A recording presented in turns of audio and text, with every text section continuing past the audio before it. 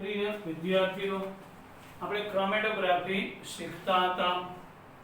Last લેક્ચરમાં અધિશોષણ ક્રોમેટોગ્રાફીના બે પ્રકાર પાડેલા હતા. તેમાંનો સૌપ્રથમ પ્રકાર કાલે શીખ્યા હતા. અધિશોષણ ક્રોમેટોગ્રાફીમાં સ્તંભ ક્રોમેટોગ્રાફી. આજે પાતળા સ્તરની ક્રોમેટોગ્રાફી પહોંચ્યા. બરાબર. એને થીન ટીએલસી, પાતળું એટલે થીન, સ્તર એટલે લેયર, સી એટલે ટીએલસી પહોંચ્યા. જેમાં પાતળા સ્તરનું ઓલું કોલમ સ્તંભ ક્રોમેટોગ્રાફી હતી. આ છે પાતળા સ્તરની ક્રોમેટોગ્રાફી, જેમાં અધિશોષકના પાતળા સ્તર પર મિશ્રણનું એટલે 2 કે 3 સંયોજનનું મિશ્રણ હોય તેનું અલગીકરણ કરી શકાય છે.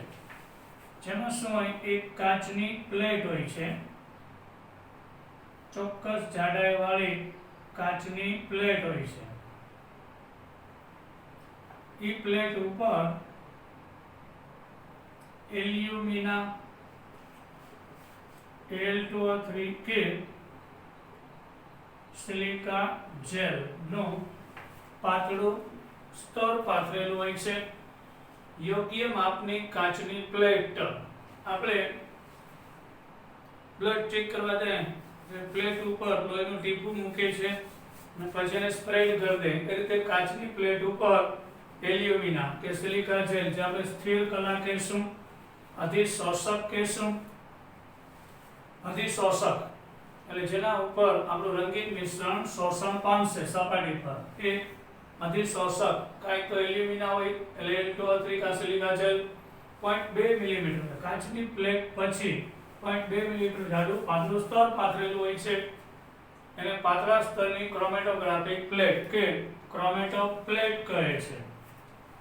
હવે આ ક્રોમેટોપ્લેટ તૈયાર થઈ ગઈ પછી આ આધાર રેખા એટલે પ્લેટનો છેડો હોય ત્યાંથી 2 સેન્ટીમીટરના અંતરે એક પોઈન્ટ આપણું સેમ્પલ નમૂનાનું બિંદુ કે જે 2 કે 3 પદાર્થનું મિશ્રણ છે એવું ડ્રોપ મૂકવામાં આવે અહીંથી 2 સેન્ટીમીટરની હાઈટ ઉપર. અને નિક્ષાલક, અહીં જ્યાં જ્યાં નિક્ષાલક શબ્દ આવે એટલે સમજી લેજો કે તે દ્રાવક છે. નિક્ષાલક યાની કે દ્રાવક આવેલું છે. નીચેના છેડાથી 2 સેન્ટીમીટરનું બિંદુ ડ્રોપ મૂકવામાં આવે. આ કાચની પ્લેટને નિક્ષાલક દ્રાવક ભરેલા બંધ પાત્રમાં ઊભું મૂકવામાં આવશે. આ દ્રાવક છે, આ સ્થિર કલા છે, બરાબર. એની ઉપર આ નિક્ષાલક બરાબર ઉપર આવતું જશે. એ ગતિશીલ કલા બંધ પાત્રમાં ઊભું મૂકવામાં આવે. જેમ જેમ નિક્ષાલક પ્લેટમાં ઉપર આગળ વધતું જાય તેમ આ પ્લેટની અંદર જે 2 સેન્ટીમીટર ઊંચાઈ ઉપર મિશ્રણનું બિંદુ છે 2 કે 3 સંયોજનનું, તે નિક્ષાલક જેમ જેમ અહીંયા આપણું બિંદુ હતું મિશ્રણનું, તો એમાંથી અમુક અહીંયા આવશે, અમુક અહીંયા આવશે, અમુક અહીંયા સુધી પહોંચી જશે. કારણ કે આ જે અધિશોષક છે એના ઉપર રાખેલું ટીપું છે એ 2 કે 3 સંયોજનનું મિશ્રણ છે. પણ એલ્યુમિના ઉપર કે સિલિકા જેલ ઉપર સપાટી પર અધિશોષણ પામવાનો વેગ જુદો જુદો હોય છે. એટલે જેનું અધિશોષણ વધારે થશે તે ત્યાં જ રહેશે, પણ પછી બાકીના અધિશોષણ પામવાનો દર ઓછો હશે તે ઉપર તરફ આગળ વધતું જશે. એટલે અધિશોષણ ક્ષમતા એટલે જે સંયોજન, અહીંયા 3 સંયોજનનું મિશ્રણ છે તેમાં જે પ્લેટ છે એની ઉપર રાખેલું અધિશોષક એલ્યુમિના ઉપર જેનું આકર્ષણ વધારે છે ત્યાં રહી જશે, ઓછું હશે તે આગળ જશે, અને સાવ ઓછું આગળ હશે. આમ જુદા જુદા અધિશોષણ થવાની ક્ષમતા અલગ અલગ હોય. નિક્ષાલક એટલે કે દ્રાવક આગળ વધતું જાય એમ સાથે સાથે આ જે મિશ્રણ છે એમાંથી 3 સંયોજન અલગ પડતા જાય.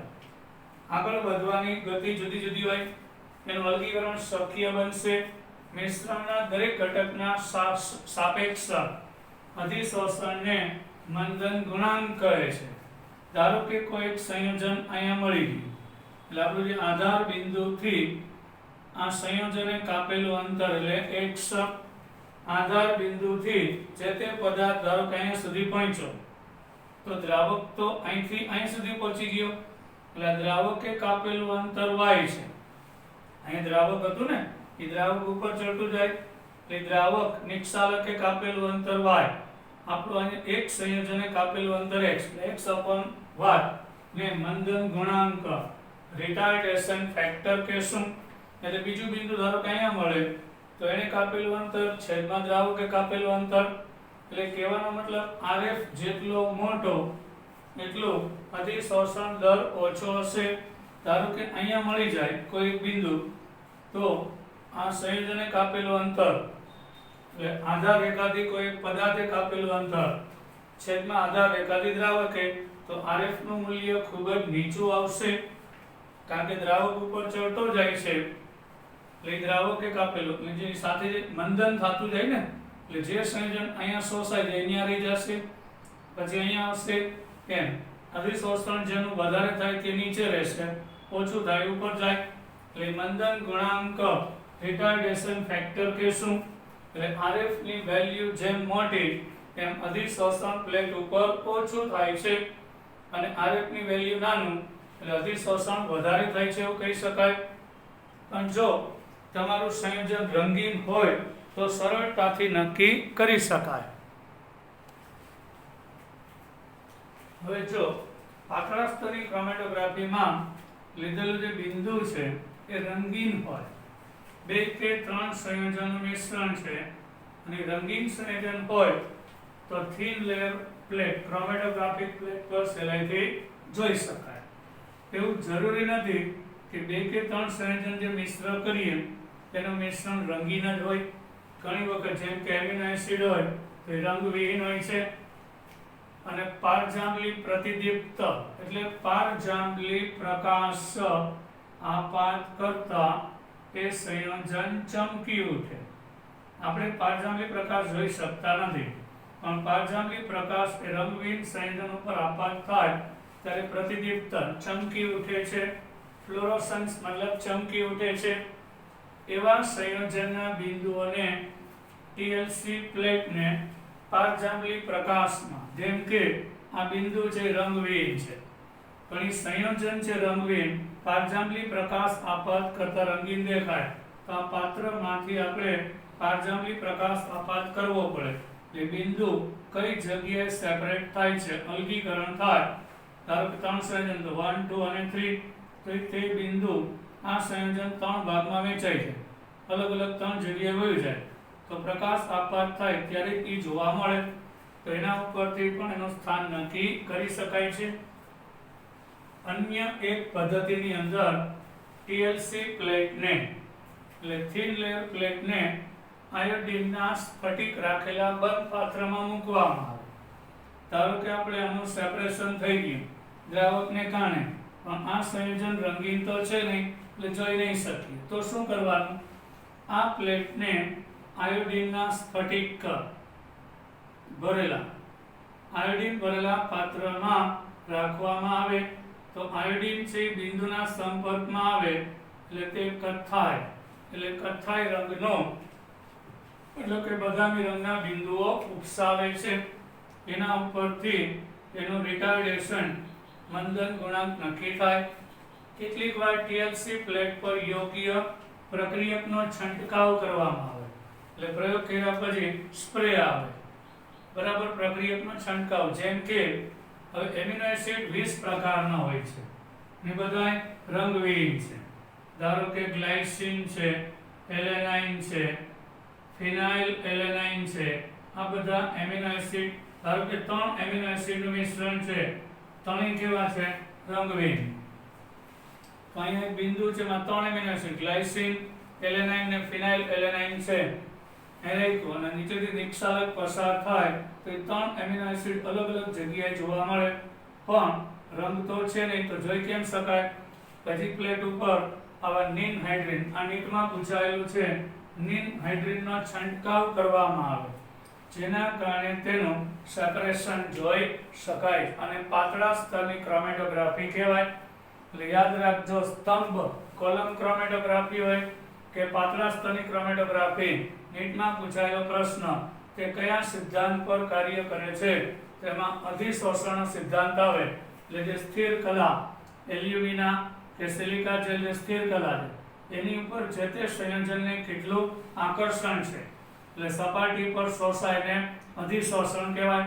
તો વધુ આકર્ષણ હોય વધુ અધિશોષણ પામે, ઓછું આકર્ષણ હોય તો ઉપર જઈને અધિશોષણ પામે, એટલે અધિશોષણના સિદ્ધાંત પર કાર્ય કરે છે. આ પણ નીટમાં પૂછાયેલો પ્રશ્ન છે. MCQ તમને 2 કરાવ્યા આ પોઈન્ટમાંથી. હવે આપણે ક્રોમેટોગ્રાફીનો બીજો પ્રકાર પહોંચ્યા, એ છે વિતરણ ક્રોમેટોગ્રાફી. આપણે ક્રોમેટોગ્રાફીમાં અધિશોષણ ક્રોમેટોગ્રાફી પૂરું થયું. જો અધિશોષણ ક્રોમેટોગ્રાફી આવે એટલે સ્તંભ ક્રોમેટોગ્રાફી અને પાતળા સ્તરની ક્રોમેટોગ્રાફી આવે. એમાં કયો સિદ્ધાંત રહેલો છે? અધિશોષણનો સિદ્ધાંત રહેલો છે. યાદ રાખજો, જ્યારે વિતરણ ક્રોમેટોગ્રાફીમાં અધિશોષણનો સિદ્ધાંત રહેલો નથી, પણ વિતરણ ક્રોમેટોગ્રાફીમાં મિશ્રણના ઘટકોનું એટલે 2 કે 3 પ્રકારના સંયોજનનું જે મિશ્રણ છે એના ઘટકોનું સ્થિર કલા અને ગતિમાન કલે વચ્ચે થતા સતત વિભેદી વિતરણ ઉપર તે આધાર રાખે છે.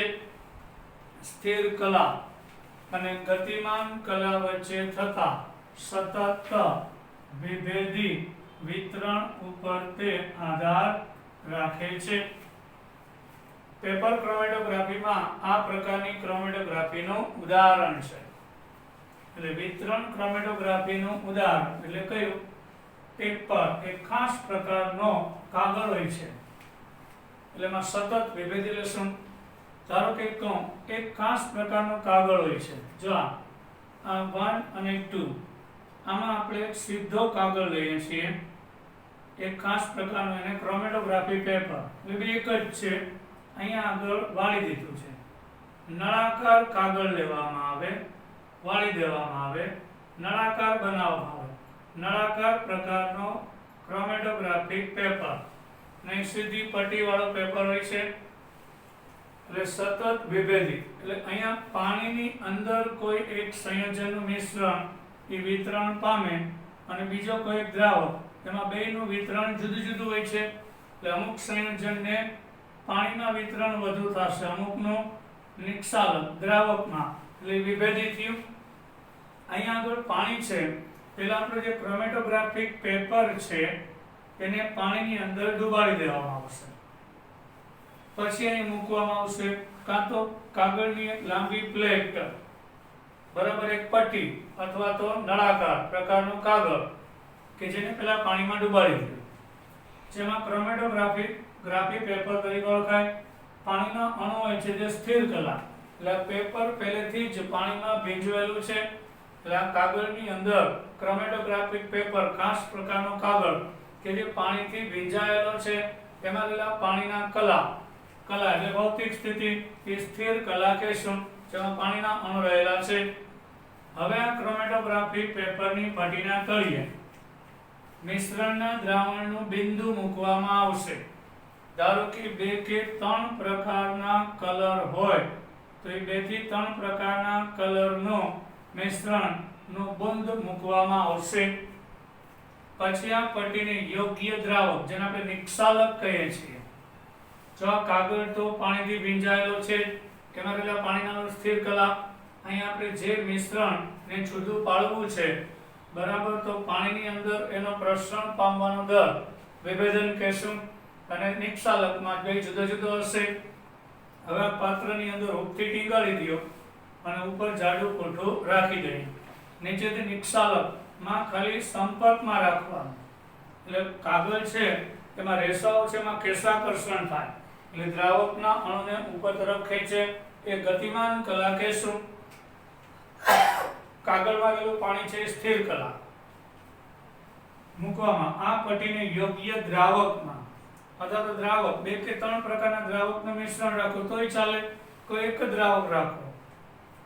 આ દ્રાવક ગતિમાન કલા તરીકે વર્તે. હવે મેં કીધું કેશાકર્ષણ, કારણ કે કાગળની અંદર જે રેસાઓ છે એ દ્રાવકના અણુને પોતાની તરફ ખેંચે, બરાબર. વહાં આપણે ડુબાડતા, અહીંયા ખાલી સંપર્કમાં જ રાખવાનું કાગળ, એટલે દ્રાવકને પોતાની તરફ ખેંચે.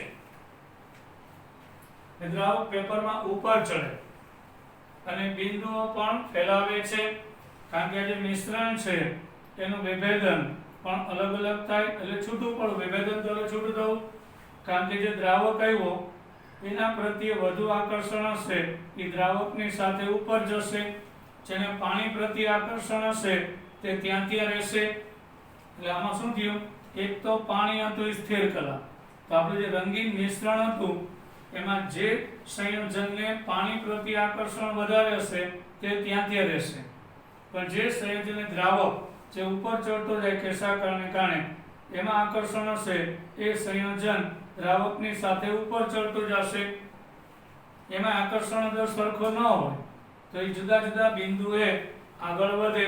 આ રીતે વિકસિત થયેલી પટ્ટીને ક્રોમેટોગ્રામ કહેશું. પછીની બહાર કાઢીએ તો અલગ અલગ 3 બિંદુઓ સ્પોટ એક જ હતું સેપરેટ થઈ જશે, એને ક્રોમેટોગ્રામ કહેવાય. ક્રોમેટોગ્રામ પર રંગીન સંયોજનના બિંદુનું અલગીકરણ શરૂઆતના સ્થાનથી જુદી જુદી ઊંચાઈએ જુદી જુદી ઊંચાઈએ જોવા મળશે, પણ જો એ સંયોજન રંગવિહીન હોય તો આપણે આગળ ચર્ચા લાંબો જો અહીંયા અધિશોષણ થતું નથી, અહીંયા વિભેદી સતત વિભેદી વિતરણ શબ્દ આવશે, કારણ કે પાણીની અંદર જેનું આકર્ષણ વધારે તે ત્યાં રહેશે, પરંતુ દ્રાવક ઉપર આકર્ષણ વધારે દ્રાવકની સાથે ઉપર ચડતો જશે, આને વિભેદી વિતરણ સિદ્ધાંત ઉપર કાર્ય કરશે. ક્રોમેટોગ્રાફી પેપરમાં જો બિંદુ રંગીન લીધું હોય તો એ ત્રણેય અલગ અલગ જગ્યાએ ચોક્કસ રીતે ક્રોમેટોગ્રામ જોઈ શકાય, પરંતુ જો લીધેલું મિશ્રણ એ રંગવિહીન છે, 2 કે 3 સંયોજનનું મિશ્રણ રંગવિહીન છે, તો એનું અલગીકરણ પાતળા સ્તરની ક્રોમેટોગ્રાફીમાં ચર્ચા કર્યા મુજબ એની ઉપર પારજાંબલી પ્રકાશ આપાત કરવામાં આવે ત્યારે બિંદુ જોઈ શકાય છે. પારજાંબલી પ્રકાશ ત્યારે પ્રતિદીપ્ત ચમકી ઉઠશે, અથવા તો કોઈ ચોક્કસ પ્રકારના જેમ કે એમિનો એસિડ તો આપણે આગળ જોઈ ગયા તે મુજબ શું હશે, નીમ હાઇડ્રીનનો છંટકાવ કરવામાં આવે તો એના ઉપરથી તે બિંદુ રંગીન દેખાશે. અને કોઈ પ્રક્રિયા એટલે હાઇડ્રીનના સ્ફટિક વડે પણ તેને કથ્થાઈ બુંદમાં જોઈ શકાય છે. આ રીતે એનું સેપરેશન કરી શકાય. અહીંયા આપણી ક્રોમેટોગ્રાફી પૂરી થઈ.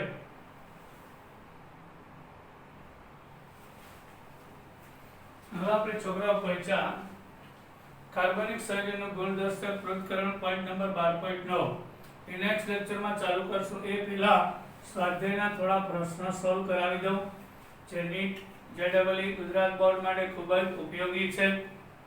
નીચે દર્શાવેલા સંયોજનમાંના સ્વાધ્યાયનો ક્વેશ્ચન 12.1 સોલ્વ કરાવું છું. પ્રત્યેક કાર્બનનું કયું સંકરણ થાય તે જણાવો. તો પહેલા તો અહીં CH2 છે, ડબલ બોન્ડ C અને ડબલ બોન્ડ O છે. આ સિગ્મા સિગ્મા સિગ્મા, આ પાઈ પાઈ અને સિગ્મા. રેડી? તો અહીંયા પહેલી વાત તો આ કાર્બનમાં સિગ્મા બંધ કેટલા 3. સંકરણ ગણતી વખતે પાઈ બંધને ધ્યાનમાં લેવાનું નહીં. તો અહીં 3 સિગ્મા બંધ છે, પાઈ બંધ ધ્યાનમાં નહીં લેવાનું. x ની વેલ્યુ 3 એટલે sp2 સંકરણ થાય. અને લોન પેર તો છે જ નહીં, બધી બોન્ડિંગ પેર છે. બોન્ડિંગ પેરમાં પાઈ બંધને સંકરણ ગણતી વખતે પાઈ બંધ ગણવાનો નહીં. આની ઉપર કઈ લોન પેર નથી, બધી બોન્ડિંગ પેર છે sp2. આ કાર્બનની વાત કરીએ તો 2 સિગ્મા ને 2 પાઈ, તો પાઈ બંધ તો ગણવાના જ નહીં, એટલે એની બોન્ડિંગ પેર કેટલી 2, એટલે સિગ્મા બંધ 2 એની બોન્ડિંગ પેર, લોન પેર 0, x ની વેલ્યુ 2 એટલે એનું સંકરણ sp થશે. આ કાર્બન sp સંકરણ ધરાવે છે. હવે આની વાત કરીએ, પહેલાનું વિગતવાર બંધારણ દોરવાનું. CH3 પછી CH ડબલ બોન્ડ અને CH2 છે. 1 by 1 લઈ આ કાર્બન 1 2 3 અને 4 બંધ બનાવે છે. 4 4 સિગ્મા છે, એટલે આ કાર્બનની બોન્ડિંગ પેર 4 છે. લોન પેર 0 છે તો x ની વેલ્યુ 4 હોય એટલે સંકલન sp3 થશે. હવે આ કાર્બનમાં 3 સિગ્મા અને 1 પાઈ બંધ છે તો આ કાર્બનની બોન્ડિંગ પેર 3. પાછું એકવાર પાઈ બંધ ધ્યાનમાં લેવાનો નહીં. x ની વેલ્યુ 3 એટલે sp2 સંકલન થશે. હવે આ કાર્બનની વાત કરીએ તો 1 2 અને 3 સિગ્મા અને 1 પાઈ એટલે સેમ. બોન્ડિંગ પેર 3, લોન પેર 0, x ની કિંમત 3 એટલે sp2 એટલે sp3 sp2 sp2 સંકલન થાય. આનું sp2 અને sp સંકલન થશે. હવે ત્રીજું સંયોજન છે CH3 twice CO. આ સંઘનિત સ્વરૂપ છે એને સંપૂર્ણ સ્વરૂપમાં ફેરવીએ એટલે આ કાર્બન ઉપર એક તો ઓક્સિજન દ્વિબંધી હોય એની ઉપર 2 CH3 હોય છે તો આ કાર્બન તમે જો એની 4 સિગ્મા બંધથી જોડાય છે. ટોટલ 1 2 3 4 એટલે એની બોન્ડિંગ પેર 4, લોન પેર 0 તો x ની વેલ્યુ 4 આવે એટલે સંકલન sp3. આ કાર્બનમાં 3 સિગ્મા અહીં દ્વિબંધ છે એટલે 1 સિગ્મા અને 1 પાઈ તો આ કાર્બનની 4 કોર જોવાનું 1 2 અને 3 એટલે બોન્ડિંગ પેર 3, લોન પેર 0, x ની વેલ્યુ 3 એટલે સંકલન sp2. હવે આ કાર્બનની વાત કરીએ તો એમાં 1 2 3 અને ટોટલ 4 સિગ્મા બંધ એટલે બોન્ડિંગ પેર 4, લોન પેર 0 તો x ની વેલ્યુ 4 એટલે સંકલન sp3 થશે એટલે sp3 sp2 અને sp3. હવે આની વાત કરીએ CH2 ડબલ બોન્ડ પછી CH પછી C અને ટ્રિપલ બોન્ડ N થશે તો આ કાર્બનમાં 1 2 3 સિગ્મા અને 1 પાઈ 4 બંધ પૂરા થયા. આ રીતે ભૂલ ના થવી જોઈએ. કાર્બનના 4 બંધ જ થશે તો અહીંયા બોન્ડિંગ પેર 3 છે, લોન પેર 0, x ની વેલ્યુ 3 એટલે આ કાર્બનનું સંકલન sp2. હવે આ કાર્બનમાં 1 2 અને 3 સિગ્મા બંધ છે, બોન્ડિંગ પેર 3, લોન પેર 0 એટલે x ની વેલ્યુ 3 એટલે સંકલન sp2 થશે. હવે આની વાત કરીએ તો અહીંયા આગળ 2 પાઈ અને 2 સિગ્મા બંધ આવેલા છે એટલે આ કાર્બનની બોન્ડિંગ પેર 2, લોન પેર 0, x ની વેલ્યુ 2 એટલે સંકલન sp થશે. પાઈ બંધ સંકલનમાં ગણાતું નથી બરાબર એના આધારે. પછી વાત કરીએ C6H6 યાની કે બેન્ઝીન. 6 કાર્બન ને 6 હાઇડ્રોજન એટલે બેન્ઝીન હોય બરાબર. અને 6 કાર્બન ઉપર એક હાઇડ્રોજન આવેલો છે અને 3 જગ્યાએ એકાંતરે દ્વિબંધ અને એકલ બંધ આવેલા છે. કોઈ પણ કાર્બન લઈ લ્યો તો એનો 1 2 અને 3 સિગ્મા અને 1 પાઈ થશે. જો આ કાર્બનની વાત કરીએ તો 1 2 અને 3 સિગ્મા અને 1 પાઈ. આના પણ 3 સિગ્મા 1 પાઈ, આના પણ 3 સિગ્મા 1 પાઈ આની આસપાસ. અહીંયા પણ 3 સિગ્મા અને 1 પાઈ. અહીંયા પણ આ કાર્બનના દરેક કાર્બન બેન્ઝીનમાં દરેક કાર્બન માટે બોન્ડિંગ પેર 3 અને લોન પેર 0 એટલે x ની કિંમત 3 એટલે સંકરણ sp2 છે એટલે બેન્ઝીનનો અણુ છે એ સમતલીય છે અને પાસના કોઈ પણ બે બંધ વચ્ચેનો ખૂણો 120 અંશનો જોવા મળે છે.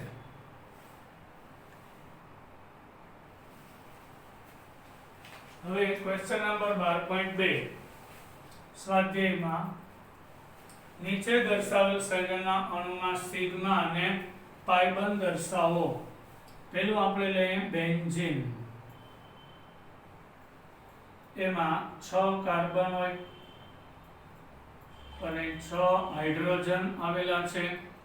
આ બધું એક જ સમતલમાં છે.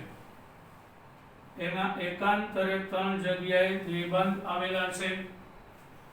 તો તમે ગણો, જ્યાં એકલ બંધ હોય એ સિગ્મા જ હોય, દ્વિબંધ હોય માં એક સિગ્મા અને એક પાઈ, એટલે ટોટલ કાર્બન હાઇડ્રોજન વચ્ચે 6 સિગ્મા, કાર્બન હાઇડ્રોજન વચ્ચે 1 2 3 4 5 6, કાર્બન કાર્બન વચ્ચે 6 સિગ્મા, એટલે ટોટલ 12 સિગ્મા. પછી કાર્બન કાર્બન વચ્ચે 3 પાઈ બંધ આવેલા છે એટલે બેન્ઝીનમાં ટોટલ 12 સિગ્મા અને 3 પાઈ બંધ છે. આ સાયક્લો હેક્સેન છે, મતલબ કે 6 કાર્બન અને 12 હાઇડ્રોજન, એટલે કે CH2 CH2 6 વખત સાયક્લોહેક્સેન. અહીંયા કાર્બન કાર્બન વચ્ચે 6,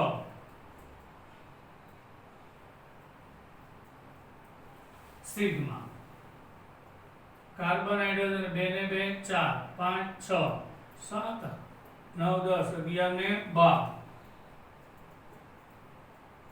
ટોટલ 18 સિગ્મા બંધ આવેલા છે. એમાં પાઈ બંધ છે જ નહીં. પછી આ છે ડાયક્લોરોમિથેન, CH2Cl2 એટલે કે ડાયક્લોરોમિથેન.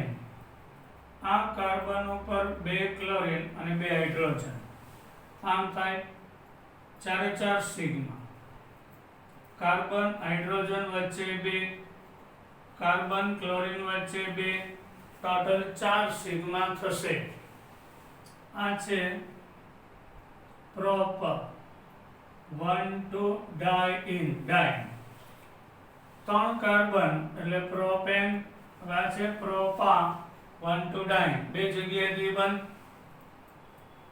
અહીંયા CH2 ડબલ બોન્ડ C અને CH2, કાર્બન હાઇડ્રોજન વચ્ચે 4 સિગ્મા, કાર્બન કાર્બન વચ્ચે 2 સિગ્મા, એટલે ટોટલ 6 સિગ્મા. પછી કાર્બન કાર્બન વચ્ચે 2 વખત પાઈ બંધ, 1 અને 1 2, એટલે 6 સિગ્મા ને 2 પાઈ થશે. પછી છે નાઇટ્રોમિથેન. આ છે નાઇટ્રોમિથેન. તો આ CH3 N ડબલ O અને અહીંયા સવર્ગ સહસંયોજક બંધ હોય છે. તો કાર્બન હાઇડ્રોજન વચ્ચે 3 સિગ્મા, કાર્બન નાઇટ્રોજન વચ્ચે 1 સિગ્મા, નાઇટ્રોજન ઓક્સિજન વચ્ચે 1 અને 2 સિગ્મા, ટોટલ 9 સિગ્મા. 3 ને 4 ને 2 6, સોરી 6 સિગ્મા. હવે સવર્ગ સહસંયોજક બંધ છે ને, એક્ચ્યુઅલી ત્યાં 2 લક્ષણ, સિગ્મા અને પાઈ. એટલે અહીંયા સવર્ગ સહસંયોજક બંધ હોય ત્યાં પાઈ બંધ પણ કન્સિડર કરવાનું, કારણ કે બંને ઇલેક્ટ્રોન આ લઈને આવે છે. એમાં સિગ્મા અને પાઈ 2 ગણાય. એટલે નાઇટ્રોજન ઓક્સિજન વચ્ચે 2 પાઈ બંધ આવેલા છે. હવે આ થશે HCO NH અને CH3 આ સંયોજન છે નાઇટ્રોજન ઉપર મિથાઇલ N મિથાઇલ મિથેનેમાઇડ આપણે શીખ્યા છીએ N મિથાઇલ મિથેનેમાઇડ અહીં કાર્બન હાઇડ્રોજન વચ્ચે 1 2 3 અને 4 સિગ્મા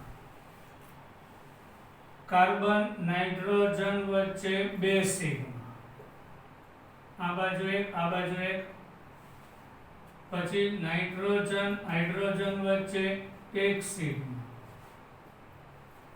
એટલે ટોટલ 7 સિગ્મા થશે અહીંયા આગળ કાર્બન ઓક્સિજન વચ્ચે પણ 1 સિગ્મા છે એટલે 8 સિગ્મા અને કાર્બન ઓક્સિજન વચ્ચે એક પાયબંધ છે એટલે 1 2 3 4 5 6 7 8 સિગ્મા અને એક પાય આ રીતે પ્રશ્ન પણ પૂછાય છે જય સુધી રાખીએ જય હિન્દ બધાને મજા આવી હશે વિડીયોને લાઈક કરજો